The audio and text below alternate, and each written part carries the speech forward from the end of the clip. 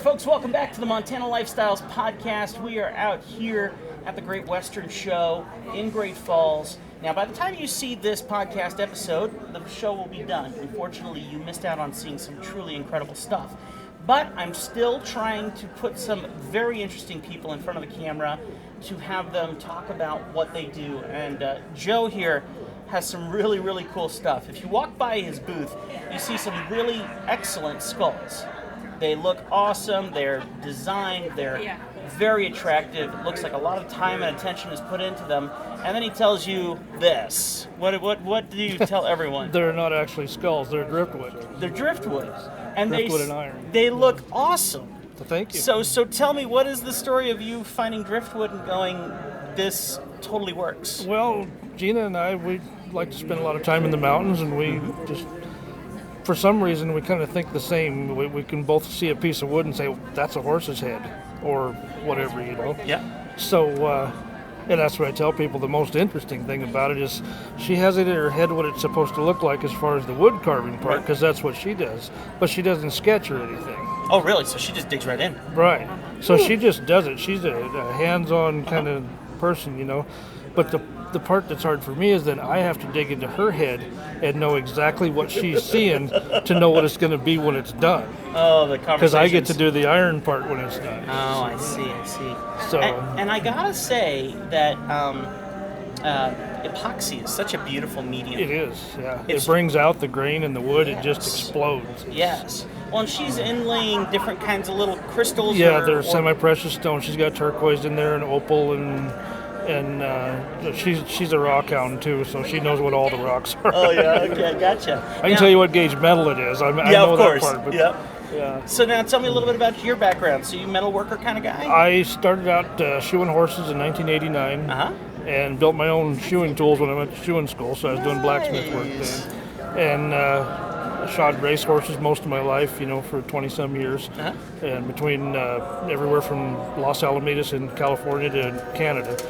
And so just kind of the blacksmithing and horseshoeing kind of went from there. I worked in the welding shop for quite a while until I got heavy metal poisoning. And so I haven't done that for a while now. I can't shoe horses so much anymore because it affected my lungs pretty bad. Yeah, right. So this kind of evolved as a need to do thing. Gina had spinal surgery. She had a double herniated spinal cord. She was a contractor before and did fencing and stuff like that. Pretty intensive, labor-intensive work, you know. Both of you are hands in deep. Yeah, so it kind of happened. Mostly we got what I had going on taken care of, and then she had this last winter. And so she, pretty fresh for you both. Yeah, so she can't, you know, she's not one to just sit around. So she got done with the surgery and decided that she was going to go out and start carving on the buffalo skull first, you know. And so that evolved into that. And she said, okay, now we're going to put metal horns on it. Okay, I can do that. I can build the metal horns. And I said, well, that would be cool if it, you know, we're shooting for the C.M. Russell auction. Right. And so, you know, Russell was kind of one for putting a little surprise in here and there, you know. So I thought, well, you know what? We should put a rattlesnake underneath that. Yeah. Make a metal rattlesnake, and we'll call it Hunt and Shade, because rattlesnakes like to get into places. And so it just kind of evolved from there, you know. And then there is a really beautiful piece that they got, and they got it on a rotating base, so you get to see it all the way through. And I walked by and I grabbed a picture of their booth yesterday to put up on our social media. He's like, "You see the snake?" And my brain totally missed it. Didn't even hear him at first. And then I was like, "Wait, snake?" And I looked, and very cool. How much time does it take you to make one of those snakes? Because those things are detailed, dude. Yeah, months. Well, not months, but months for the whole project. Right. You know. Yeah, for the overall. Yeah, I don't know, 20 hours probably pounding the snake out. Yeah. A beautiful workmanship. And, I mean, you just... I'm sorry. Everyone walks by and their brain lies to them.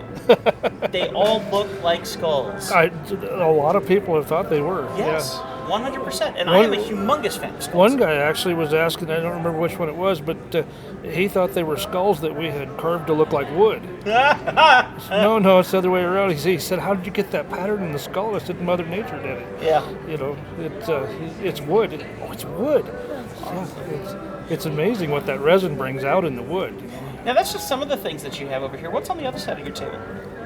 Just blacksmithing work. I do memorial urns also. Nice. I don't know if you got a look at those. There's an urn with the cattails on it and a dragonfly, and figured, that was the other thing we were kind of thinking was that nobody really makes anything nice, U.S. made for something like that, you know. And I've got some ideas, especially with the Western kind of theme to it or something, you know. And I've got a metal hat over there, a forged hat, a Western hat. And I'm thinking that the crown of that's going to be the vessel for the urn. And Gina had the idea, everybody puts their urn on a mantle or something. Why don't you build a rack to hang it on the wall? Oh. And then if they still have their grandpa's real hat, they could hang the hat next to it.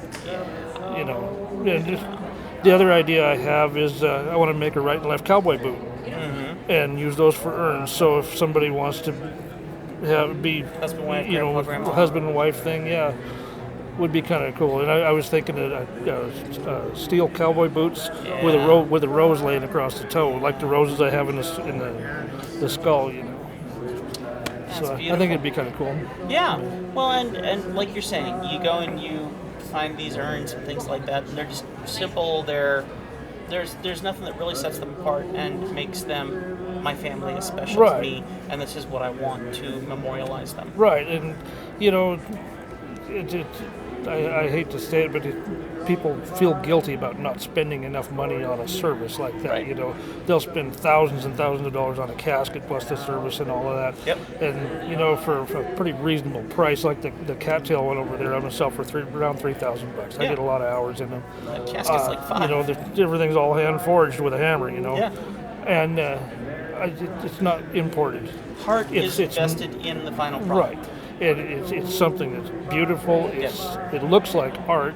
Yeah. It's going to last a lifetime. Yeah. Well, that's not exactly a play on words. I mean, it'll last several lifetimes. It'll last, several lifetimes. And it's not imported. Yeah. It's something that's. I'm a big USA made fan. Yeah. And it's. I think that's fairly important to not. If I was going to have an urn, I wouldn't put them in something made from Pakistan. So have you thought about that? What would you have for yourself? For myself, I don't know how many 50 cal shells it would take. Oh, why don't you do what's the 50 cal gun? What's the big guy? The sniper rifle. 50 cal, the 50 BMGs. Yeah, 50 BMG. Did you see a fireplace poker set over there? No, you have that. The handles are 50 cal. Oh, that's cool. So I built sniper rifles for quite a while. Oh, really? Yeah, I used to be a gunsmith too. Oh, how cool. And so I've got buckets of 50 BMG brass because I used to shoot 50s a lot. And so I sold my 50. And I shoot a 375 Shy-Tac now, so I got all this 50 cal brass. Fair enough. And I thought, what can I do with all this brass that'd be cool? And it's perfect size for handles. Great. So.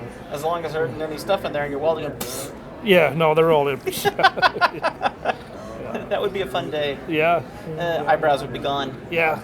Well, it's a pleasure to chat with you, Joe. And as you can see, if you give him a phone call, I have a feeling you'll have some wonderful stories and have a good conversation. Yeah, we've got everything on our website. Perfect. To twistedtreeforge.com. Uh-huh. And I think pretty much everything we've have so far is on there anyway. Wonderful.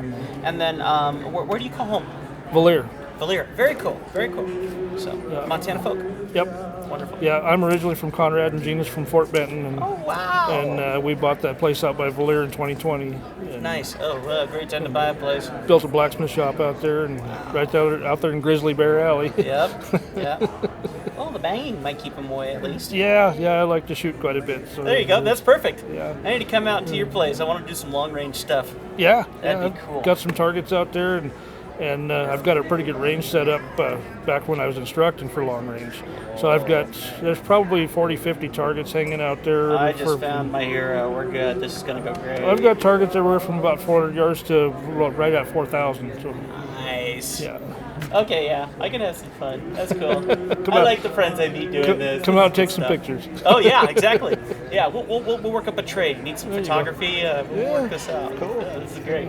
Well, Joe, thank you so very much. You betcha. And then tell everyone your website one more time. It's twistedtreeforge.com. All right. And folks, we like to say thank you to our sponsors, of course. Johnson Madison Lumber has taken amazing care of our podcast since day one. Humongous thanks to them. And then also huge thanks to Farron's Furniture, who has provided us these comfortable chairs and furniture that we have here as we do our podcast. They've done that with us for several years, and we deeply appreciate them as well. And this wouldn't be possible if it wasn't for Treasure State Lifestyles Montana magazine. So humongous thanks to their team. It's very interesting to say that I'm part of their team now. I'm actually one of the writers of the magazine, so if you do happen to open it up and you see Tim Lee in there, hi. Thanks for reading our stuff, and thank you so much for helping Montanans make products for Montanans and talk about Montanans. It's really an honor to be able to do that. So, folks, we have more coming your way here on the podcast. God bless y'all. We'll see you next time. Thanks for watching.